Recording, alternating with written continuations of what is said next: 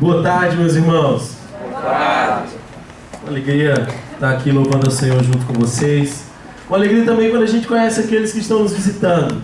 Então, se há alguém aqui entre nós nos visitando, vindo pela primeira vez, nós gostaríamos muito de receber você, dizer quanto você é especial. Temos um cartãozinho de boas-vindas, queremos ir até você e entregar agora. Basta apenas que você levante sua mão se você está vindo pela primeira vez.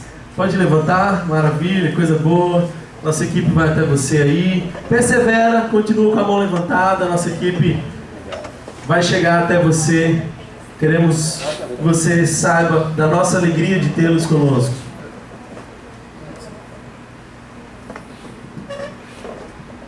Esse é um ótimo momento para a família Rio sair do seu lugar, dar um abraço naqueles que estão nos visitando.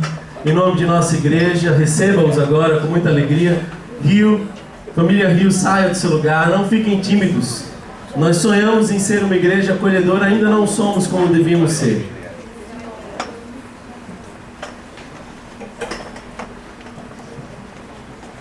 Maravilha. Sejam bem-vindos. Pai, obrigado por esse tempo. Obrigado pelos louvores. Obrigado, Senhor, porque hoje Tu nos lembrou que estás conosco. E mesmo quando nós passamos em situações difíceis, Tu ali está conosco. Eu te peço, Senhor, que Tu guies esse momento de reflexão, essa conversa, e que nós possamos ouvir a Tua voz. É isso que nós precisamos. É isso que nós desejamos, ouvir a Tua voz. Que seja assim para a glória do Teu santo nome. Amém. Amém. Na construção dos muros de Jerusalém, e eu não sei se você lembra da história, os muros foram derrubados. Neemias sentiu o desejo de ser usado por Deus para reconstruir os muros. Vai ali, lança uma proposta, traz muitas pessoas para ajudá-lo naquele momento, monta uma equipe. Mas na construção dos muros, enquanto eles estavam trabalhando, muitas pessoas começaram a ameaçá-los, desanimá-los, criticá-los. E no decorrer do tempo, aquela equipe que antes estava motivada, começou a ficar desmotivada, desanimada. E então lá no capítulo 4 de Neemias, verso 6 em diante, nós vemos que Neemias junta as pessoas e começa a lembrá-los por que eles estavam ali. Começa a dizer qual era o propósito, qual era o chamado que Deus tinha para cada um ali de modo especial. E depois daquela conversa de Neemias com aqueles irmãos, mesmo sob ameaça, mesmo sob dificuldades, eles terminaram os muros em 52 dias. Eu tenho certeza de que nós começamos de modo muito empolgado essa igreja. Éramos poucos, mas muito unânimes na visão. Estávamos indo em uma só direção. Tínhamos muito claro o que Deus esperava de nós.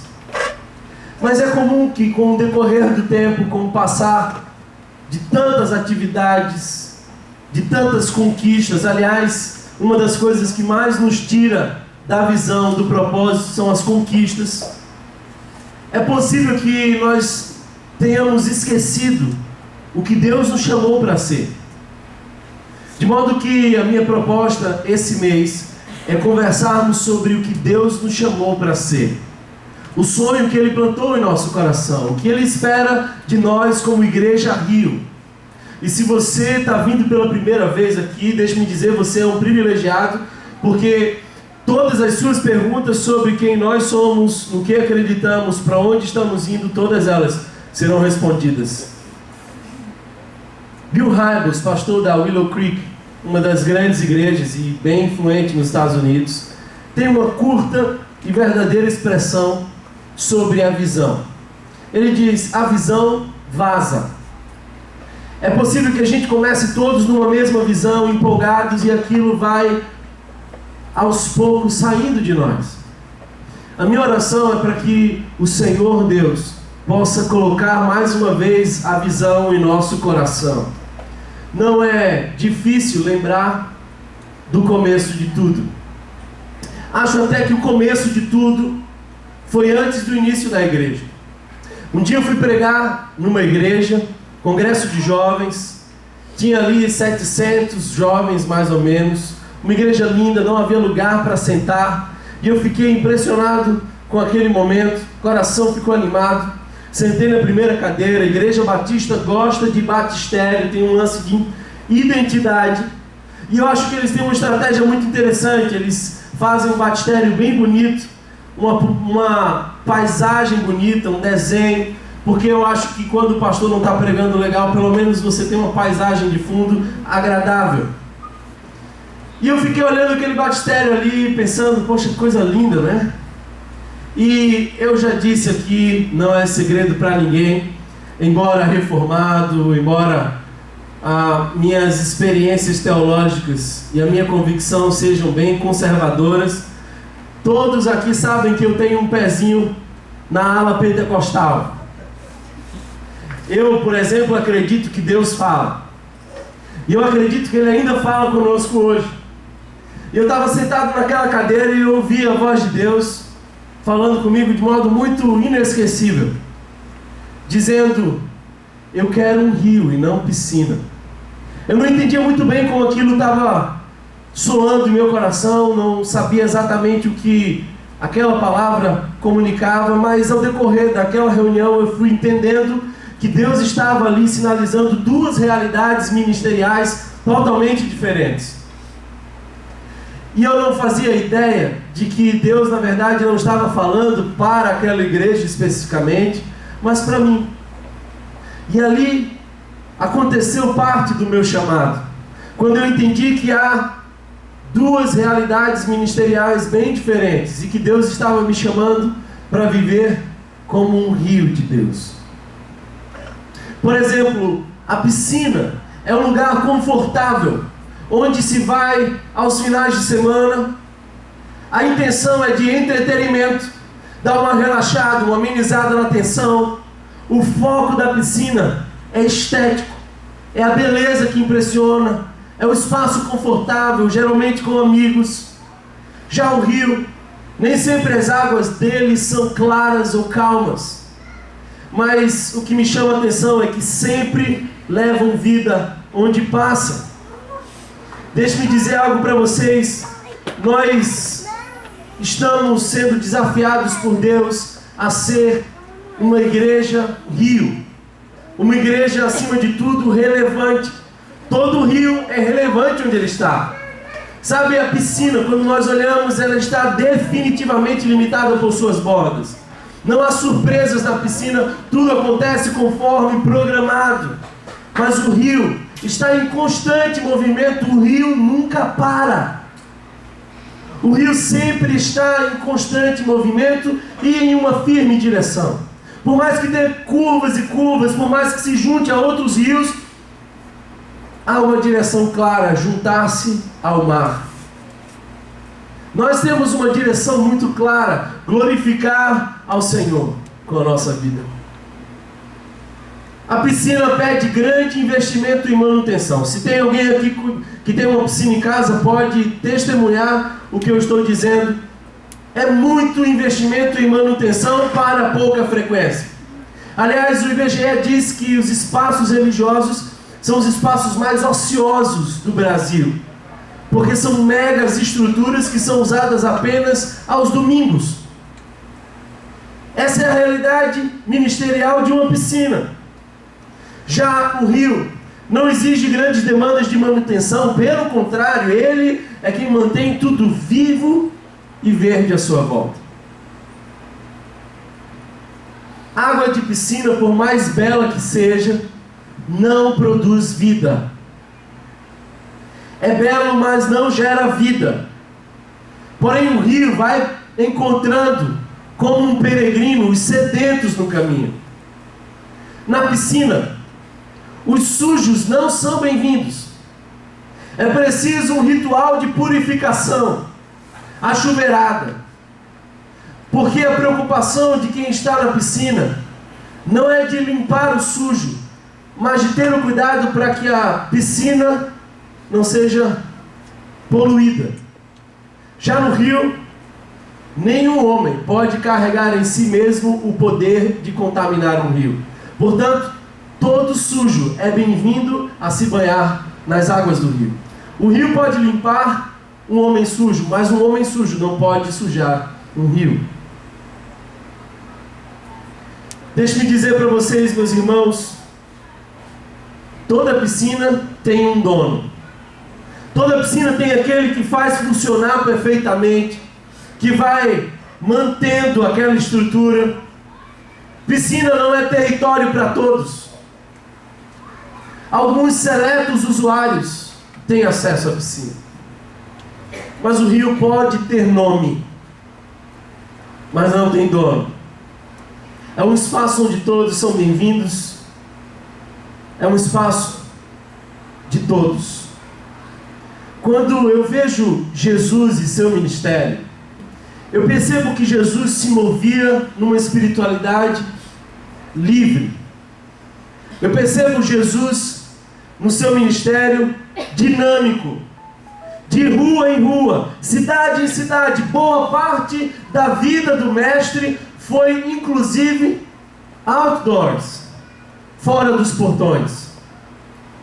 Aliás, eu gostaria de lembrarmos que na maior parte do tempo nosso mestre Jesus estava na presença de gente nem sempre com pedigree religioso. Ele foi acusado de ser amigo dos pecadores, e de fato era. E que bom que ele é amigo dos pecadores, porque se tornou meu amigo também.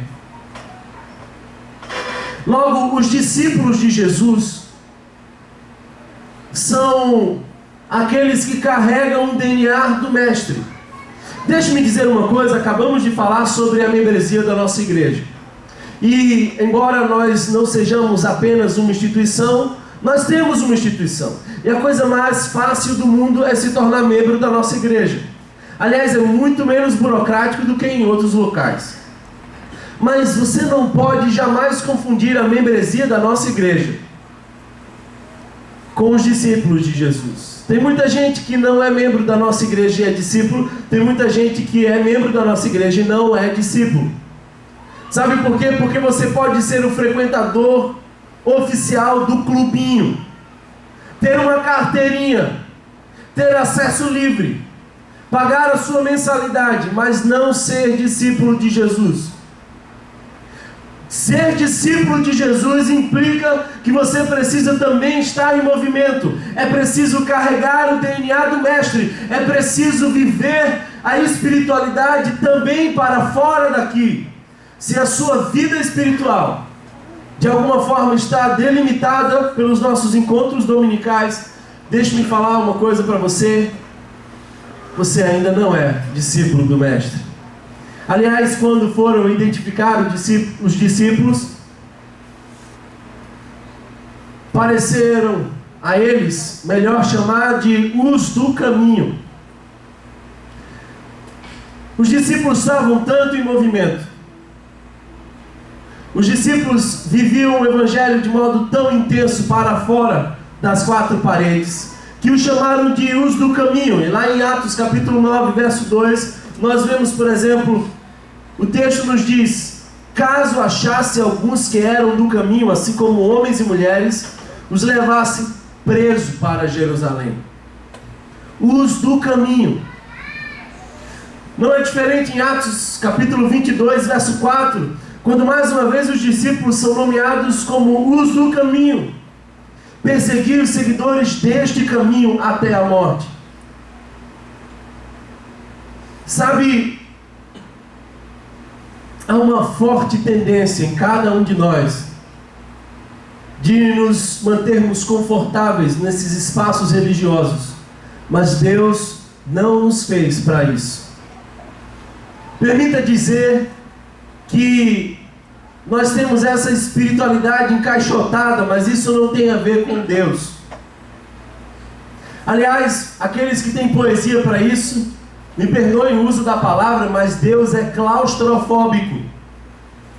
Lá em Atos 17, verso 24, diz que Ele não habita em templos feitos por mãos de homens. Deus não cabe no apertado terreno da religião. São estreitos demais para Ele.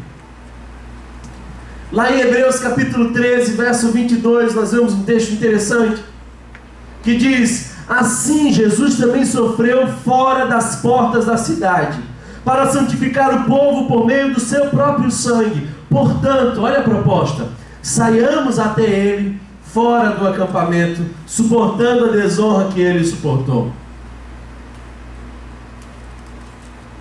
Se você quer saber se você é de fato discípulo, se você quer saber se você é de fato alguém que se move na realidade ministerial do Rio, você precisa se avaliar para além daqui. Às vezes a gente vê em algumas igrejas uma ênfase maior no diabo do que em Jesus. E quase sempre a figura do diabo que nós temos é aquele ser caricaturado, estranho, braços para trás, pescoço para o lado, curvado. E eu não estou falando de alguém que está dançando tchutchuei, tchutchuei. Os velhos de igreja entenderam a minha piada. Mas o diabo não é aquele ser caricaturado, ele é alguém muito mais sorrateiro. Eu quero afirmar para vocês que o diabo não quer fazer de nós seres incrédulos.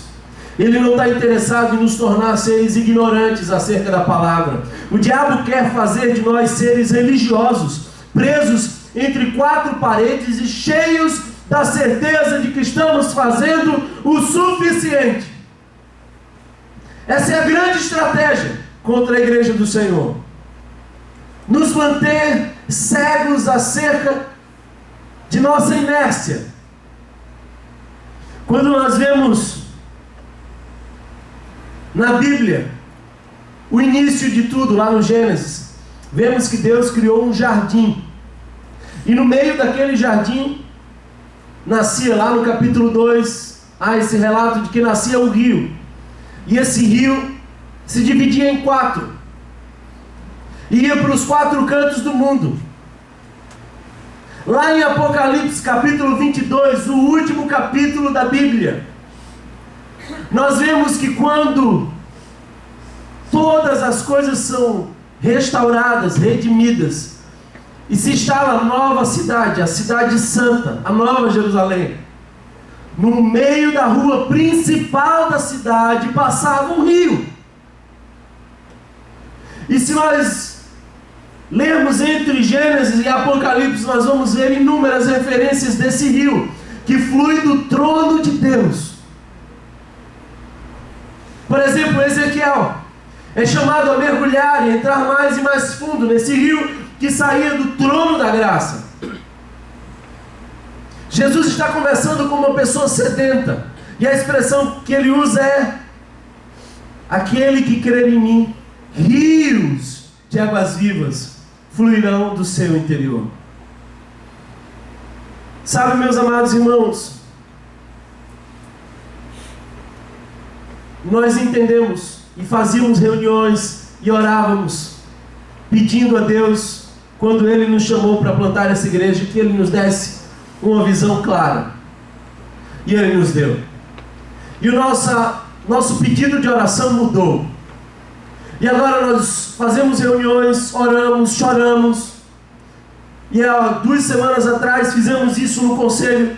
Paramos tudo e começamos a nos perguntar se nós em algum momento, em algum aspecto, estamos nos afastando da visão que Ele nos deu. Esse é o nosso pedido de oração ao Senhor.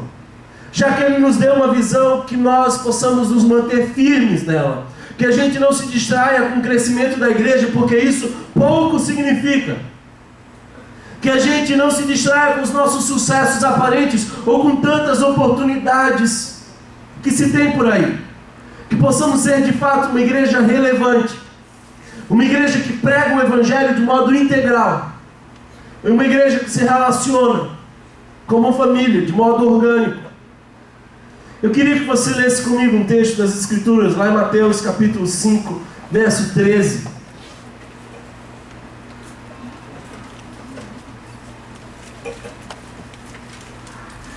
Mateus capítulo 5, verso 13, diz assim: vocês são o sal da terra. Jesus está falando para os seus discípulos. Sermão da montanha. Acabou as bem-aventuranças e ele agora começa a ministrar aos discípulos dizendo quem eles eram. Vocês são o sal da terra, mas se o sal perder o seu sabor, como restaurá-lo? Não servirá para nada, exceto para ser jogado fora e pisado pelos homens. Vocês são a luz do mundo. Não se pode esconder uma cidade construída sobre um monte. E também ninguém acende uma candeia e coloca debaixo de uma vasilha. Pelo contrário, coloca no lugar apropriado e assim ilumina a todos os que estão na casa. Assim brilhe a luz de vocês diante dos homens, para que vejam suas boas obras e glorifiquem ao Pai de vocês que está nos céus. Agora olhe bem para mim. Eu já preguei sobre esse texto inúmeras vezes e certamente você já ouviu muitas outras mensagens sobre esse texto. E hoje eu quero ser objetivo. Aliás, às vezes eu percebo que nós pregadores temos a tendência de achar alguma coisa que ninguém nunca disse. Quando na verdade muitas vezes a nossa missão é dizer o óbvio.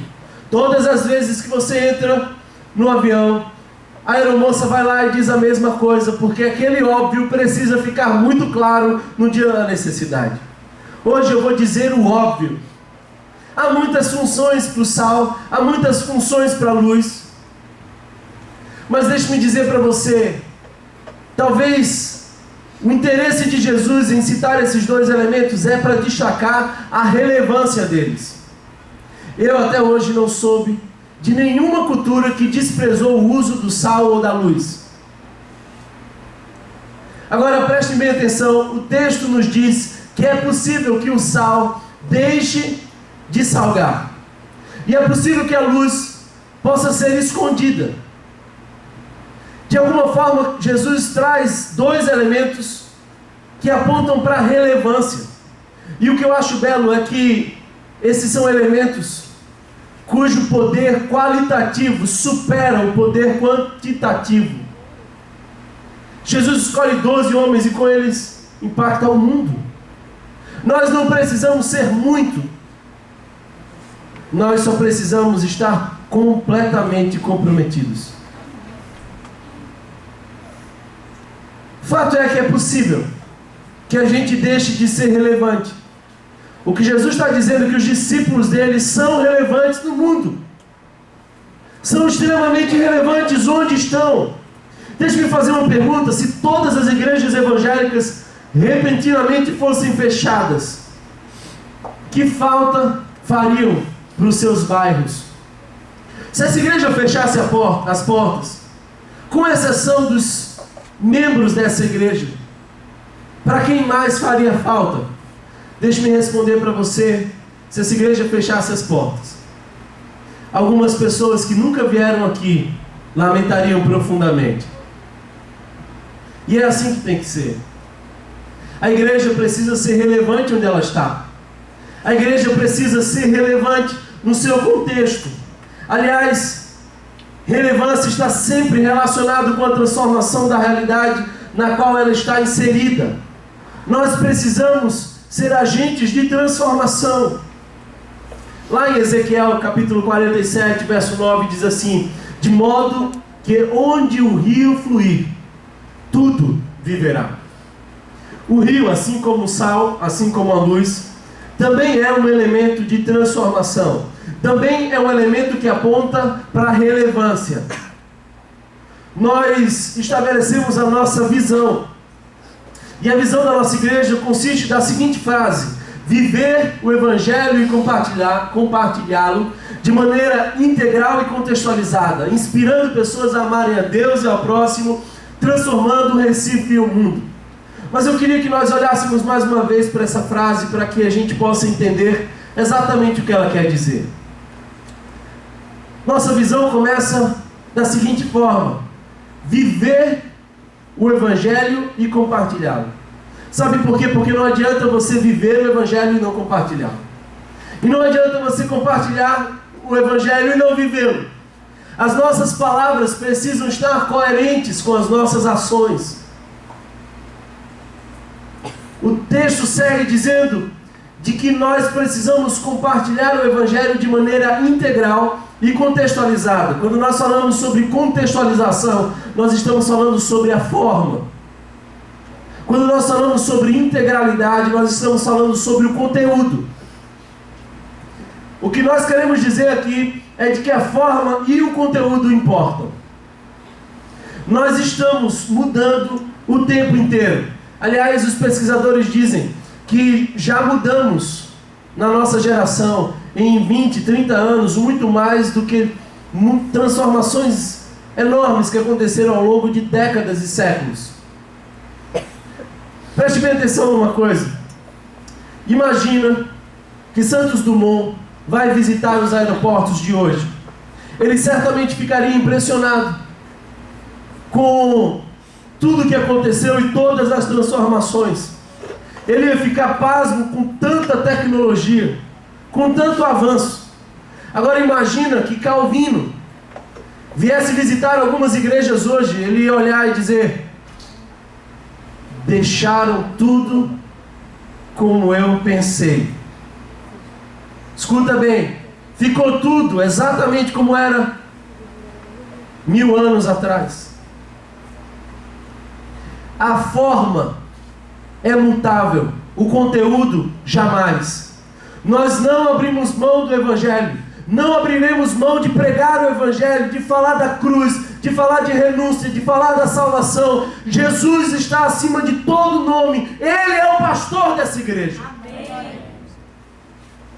Mas as formas, as estratégias são diversas, porque Jesus nos chamou como Igreja Rio a alcançar aqueles que não gostam de igreja e a alcançar aqueles de quem as igrejas não gostam. Hoje de manhã nós tivemos aqui um travesti nos visitando e eu tive a impressão de que ele foi muito bem acolhido nesse local. Mas eu fiquei pensando como seria se em vez desse espaço fosse um outro. Nós fomos chamados para ganhar os pecadores. Às vezes algumas pessoas visitam a nossa igreja e falam: ah, não gostei, porque eles fazem isso, fazem aquilo, e vão embora. Deixe-me dizer uma coisa, eu prefiro muito mais perder 10 religiosos que podem encontrar uma igreja em qualquer esquina, do que perder a oportunidade de pregar o Evangelho para um pecador, que não será aceito em mais nenhum outro local. Quando nós estamos falando sobre contextualização e integralidade, nós estamos dizendo que o conteúdo e a forma nos importam. A frase segue dizendo: inspirando pessoas a amarem a Deus e ao próximo. Porque não adianta você amar a Deus levantando suas mãos no culto, dando glórias e aleluias, e destratar as pessoas da sua própria casa. E não adianta você montar o seu clube de amigos e esquecer daquele que é o nosso Criador. A melhor forma de você enxergar a vida é colocando Deus no centro de todas as coisas e entendendo que o próximo é o caminho mais curto até Deus. Agora, meus irmãos, o texto termina dizendo que nós queremos inspirar pessoas a amar a Deus e ao próximo e transformar o Recife e o mundo. Uma frase que mexeu comigo essa semana foi: de pessoa em pessoa, toda a cidade. Nós não temos um sonho pequeno. Nós somos ousados como igreja. E nós estamos orando pela cidade do Recife. Queremos impactar a cidade do Recife. Queremos clamar por justiça na cidade do Recife. Queremos que a nossa intervenção social seja extremamente relevante no Recife. Queremos que sejamos voz profética na cidade do Recife. Queremos e sonhamos com um dia onde os repórteres virão perguntar a nós o que fazer com a cidade do Recife, porque nós temos a palavra da verdade. Como igreja do Senhor, Deus nos chama a ser profetas na nossa geração. Agora, sempre que eu avalio a igreja, eu penso na igreja com cabeça, coração e pés. Cabeça tem a ver com discernimento, tem a ver com ortodoxia, tem a ver com teologia, tem a ver com a qualidade daquilo que se crê, como se pensa. Tem muitas igrejas vazias de conteúdo, porém também tem muitas igrejas cheias de conteúdo, mas com um coração frio. E quando eu falo de coração, eu falo de sentimento, eu falo de empatia, eu falo de paixão pelo Evangelho, o quanto nosso coração arde diante do Senhor, o quanto nós desejamos buscá-lo. Mas também, e talvez essa seja a parte mais negligenciada, precisamos avaliar os nossos pés. A palavra de Deus nos diz: quão formosos são daqueles as... É interessante que quem anuncia com a boca. Quem anuncia a partir da capacidade da razão. Quem anuncia porque quer anunciar, sentimento. Mas formosos são os pés. Que Deus nos mostre a inércia dos nossos pés.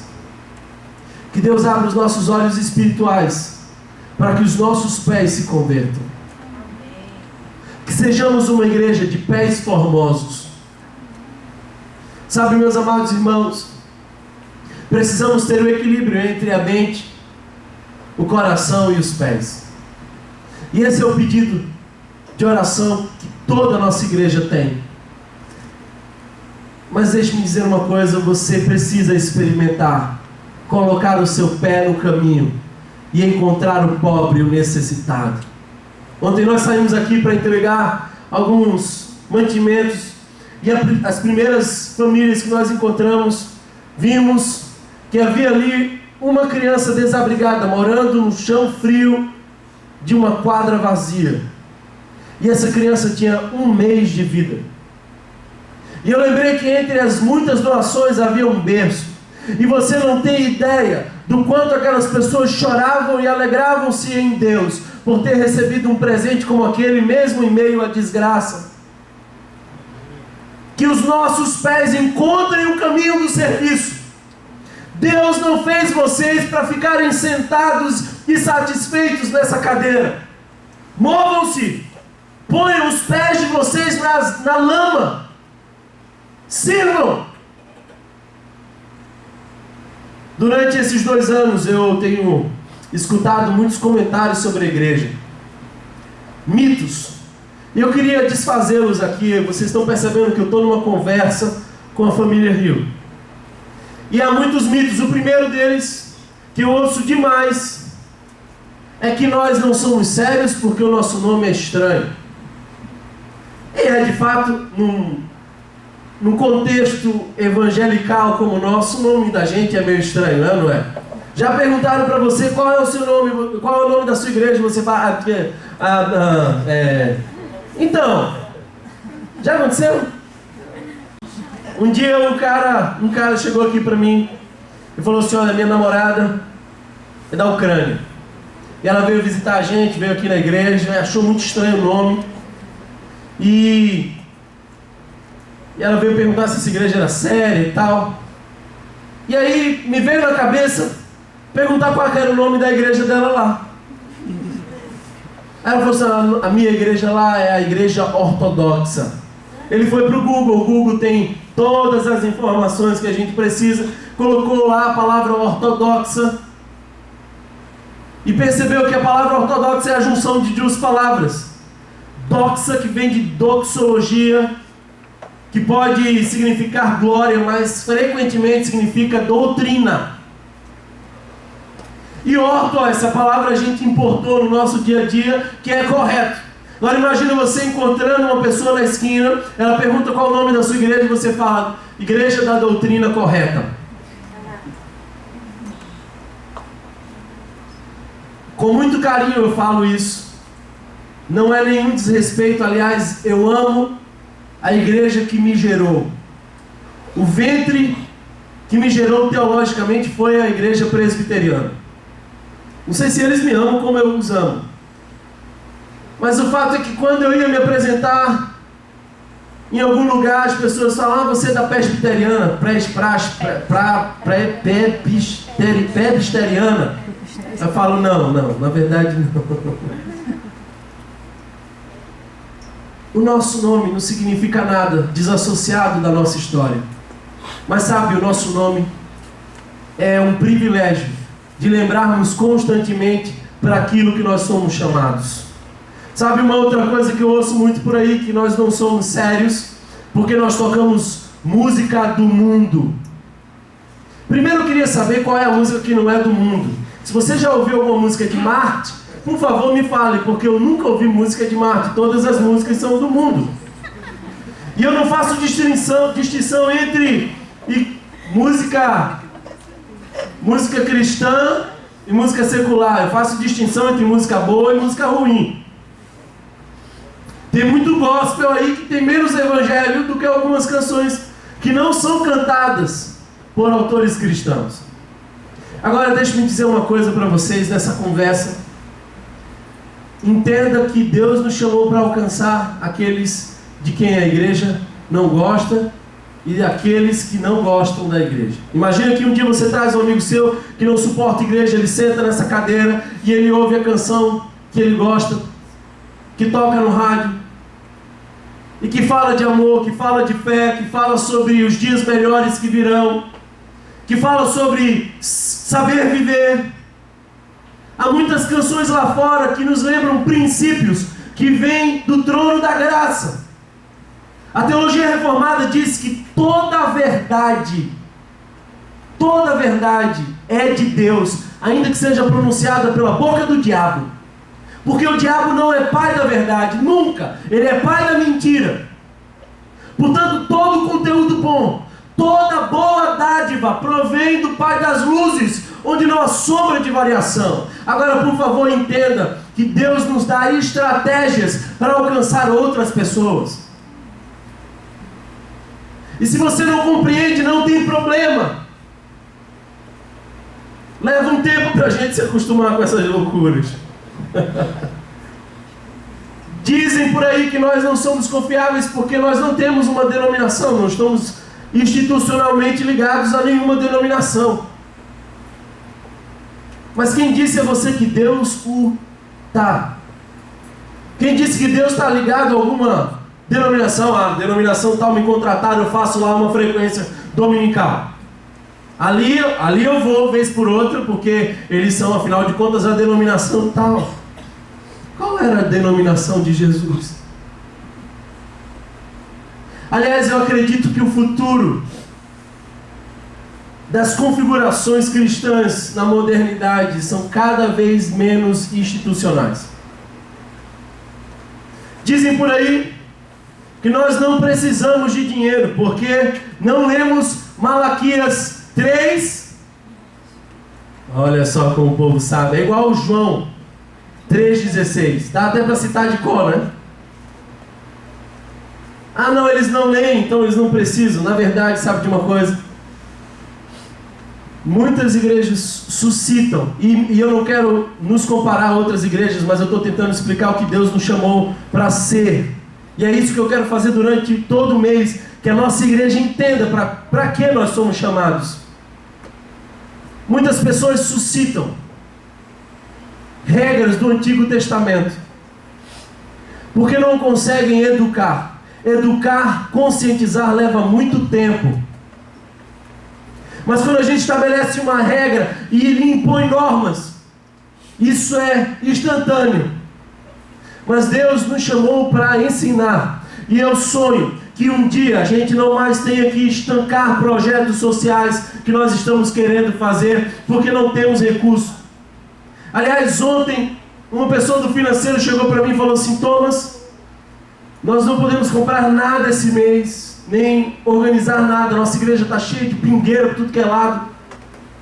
Mas a gente não pode fazer nada porque, financeiramente falando, nós estamos bem apertados. Eu acredito que um dia Deus há de gerar a consciência de generosidade. Eu acredito que um dia Deus vai plantar em nosso coração a convicção de que muito além de 10%, tudo é de Deus, e de que nós somos mordomos dele, e de que é nosso privilégio, uma grande alegria, contribuir com o reino de Deus. Que Deus converta o nosso bolso, que Deus nos dê consciência, e como fruto da consciência, as nossas ofertas e dízimo como um princípio de Deus para nós. Dizem por aí que na Igreja Rio pode tudo.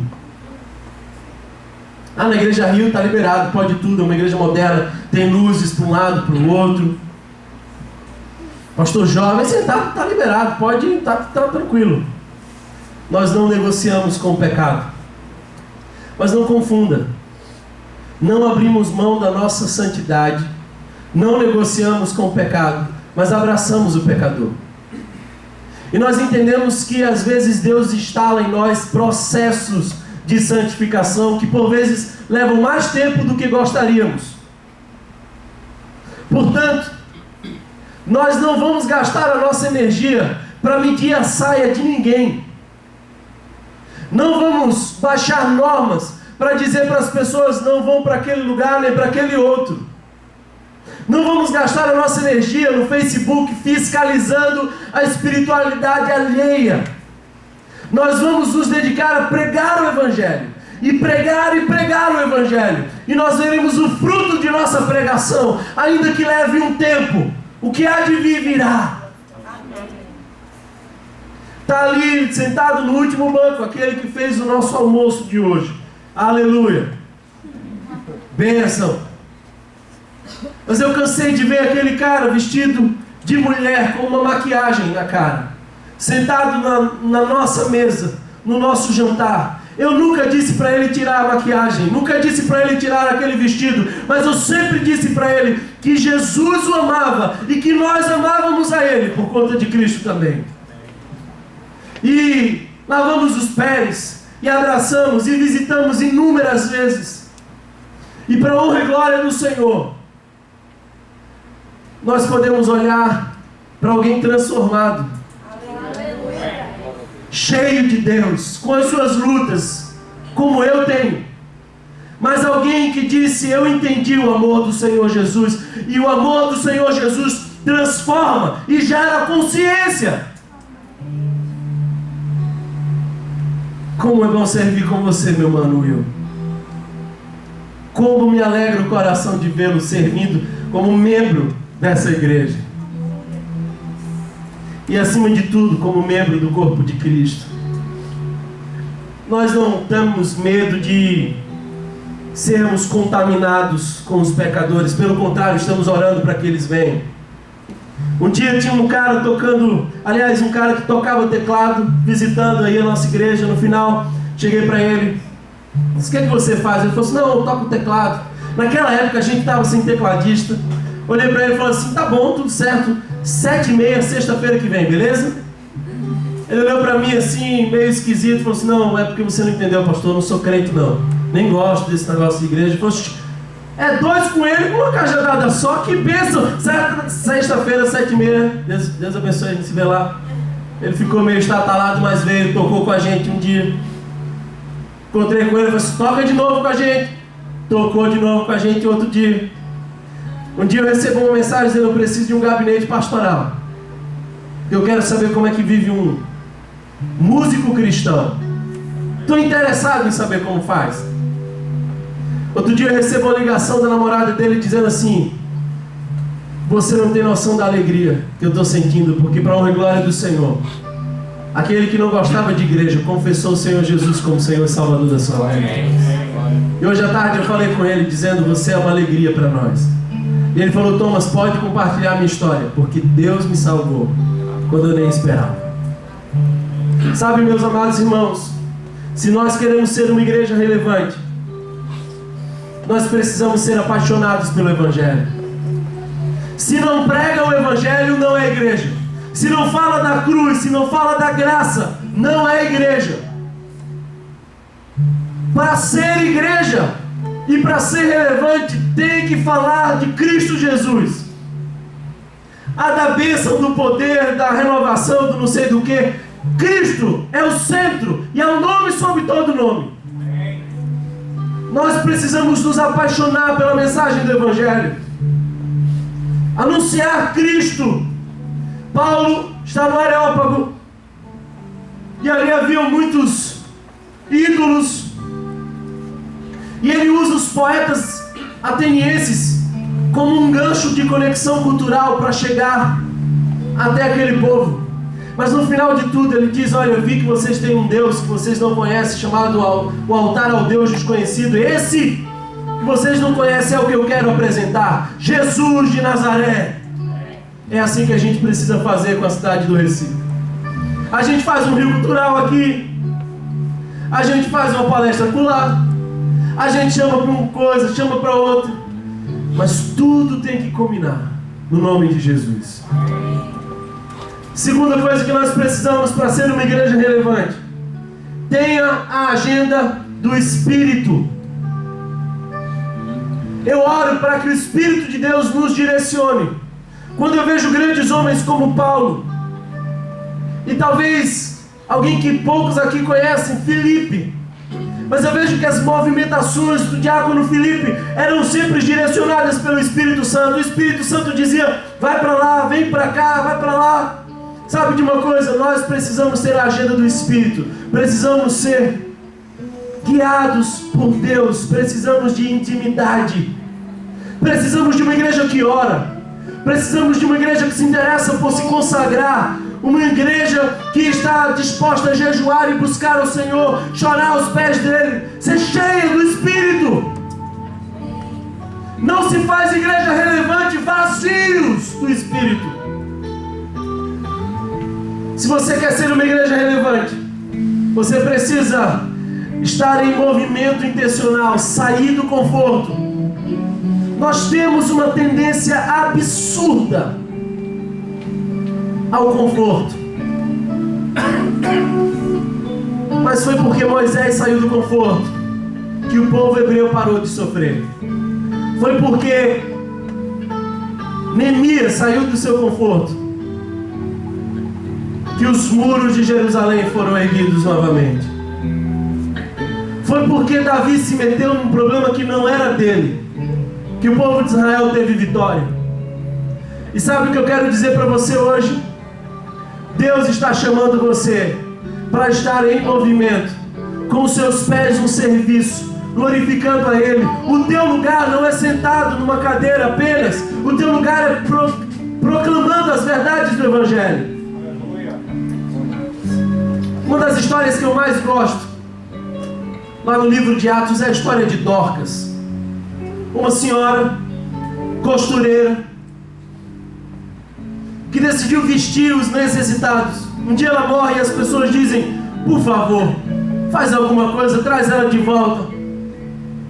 E acho interessante quando Pedro entra no quarto, as viúvas estão lá mostrando os vestidos que receberam.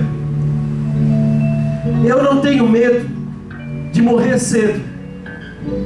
Eu tenho medo de viver uma vida longa e sem sentido. Deus não te fez para você ser rico. Quando Deus pensou em você, Ele não te deu um sentido de existência que fosse para adquirir bens. Quando Deus chamou você, Ele te deu uma vocação, um chamado muito maior do que qualquer outra coisa.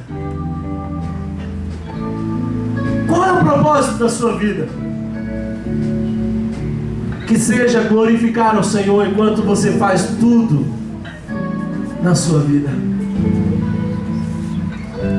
Imagina que um dia você sai e encontra na esquina alguém sentado numa cadeira de roda. E essa pessoa olha para você na cadeira de roda, estende a mão e diz assim: me dá uma ajudinha. E você põe a mão no bolso, lhe dá uma ajuda.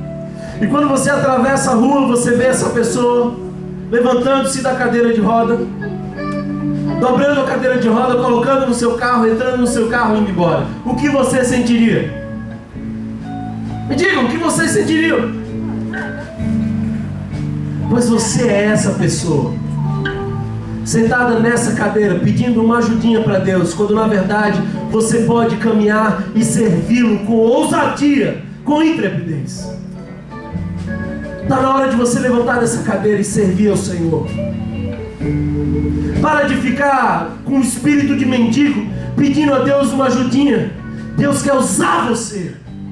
Deus quer fazer de você um instrumento cheio dele. Deus quer transformar as realidades à sua volta através de você. Levante-se, coloque-se na presença do Senhor.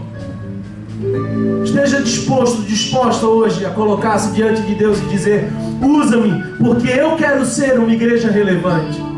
Chega da espiritualidade de piscina, eu quero fluir como um rio. Eu sei que Deus está chamando especificamente muitas pessoas aqui para o ministério, ministérios muito específicos.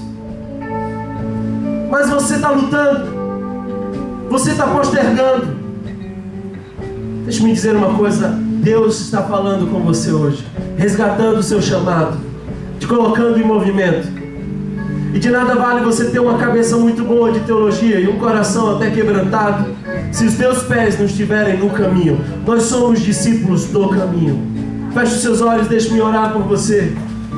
Eu quero te perguntar: o que você tem para oferecer a Deus? Talvez você diga: não, eu não tenho muita coisa. Moisés tinha um cajado e com ele Deus abriu o mar vermelho. Davi tinha uma funda e com aquela funda Deus derrubou o gigante Golias. Dorcas tinha uma linha e uma agulha e com ela Deus mudou a história daquela cidade. O que você tem e o que você pode oferecer nas mãos do Senhor? Não tenha medo de viver uma vida curta. Tenha medo de não cumprir o propósito de Deus na sua vida. Um dos textos que eu acho belo sobre Davi é lá em Atos, quando diz: e Davi cumpriu os propósitos de Deus na sua geração. Deus está te chamando, cumpra os propósitos dele na sua geração e já é o bastante. Hoje é um dia de você se colocar na presença do Senhor. Há dois tipos de pessoas nesse lugar. O primeiro são pessoas que ainda não se entregaram a Jesus, não confessaram ao Senhor, não confessaram a Jesus como Senhor e Salvador da sua vida. Para você, essa é uma noite de salvação. Talvez você esteja afastado de Jesus. Talvez você há um tempo atrás disse sim, mas foi esfriando e se distanciando. Hoje é o dia de você voltar. Hoje é noite de salvação. Mas eu também quero falar para você que foi salvo por Deus, que recebeu coisas preciosas de Deus, mas que ainda não está envolvido até o último fio da cabeça com a obra dele. Hoje é dia de você se colocar na presença do Senhor e dizer: eu quero beber desse rio, eu quero mergulhar nesse rio. Hoje é noite onde você se consagra ao Senhor e diz: usa-me, Senhor, toma-me em tuas mãos, fala comigo, tira-me dessa cadeira, me põe em movimento, me põe em movimento, Senhor.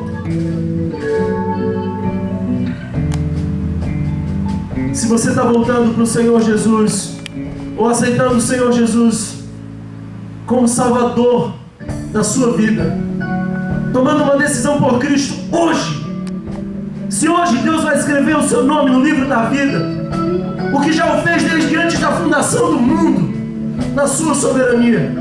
Se hoje você toma uma decisão por Cristo, levanta a sua mão. Eu quero apenas um sinal para orar por você. Amém, pode baixar. Glória a Deus, glória a Deus. Se você quer decidir pelo Senhor Jesus, se você quer aceitar o Senhor Jesus como Senhor e Salvador da sua vida, amém, pode baixar a sua mão. Glória a Deus.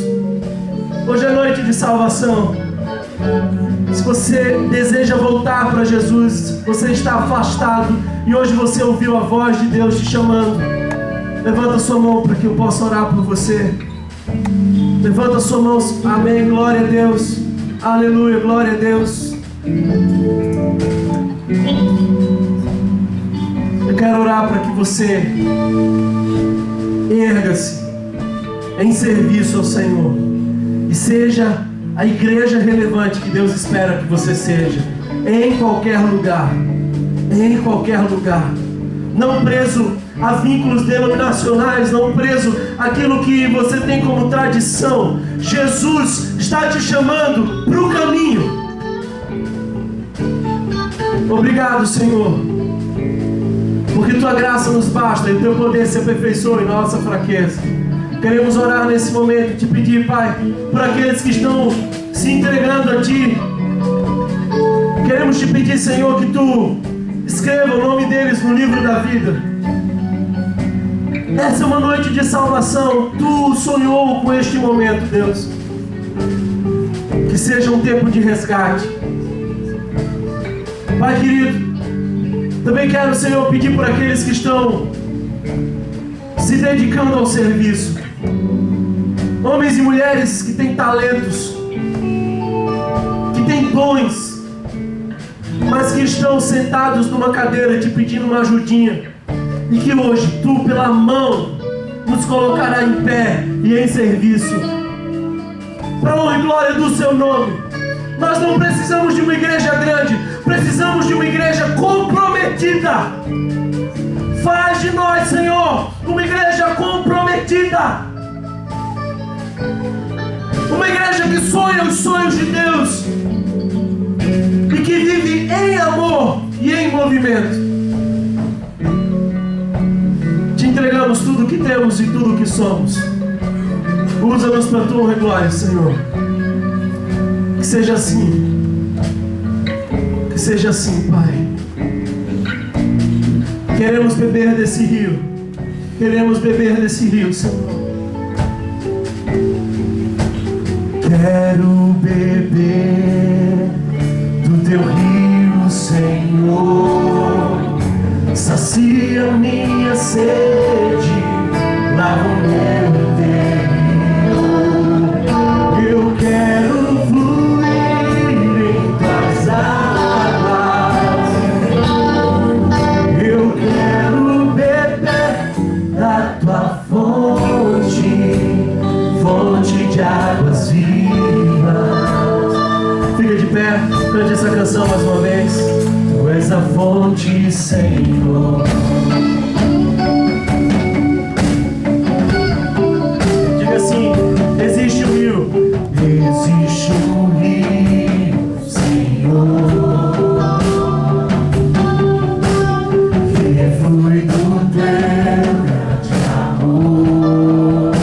Águas que correm do trono. Águas que correm do trono. Águas que curam, que limpam.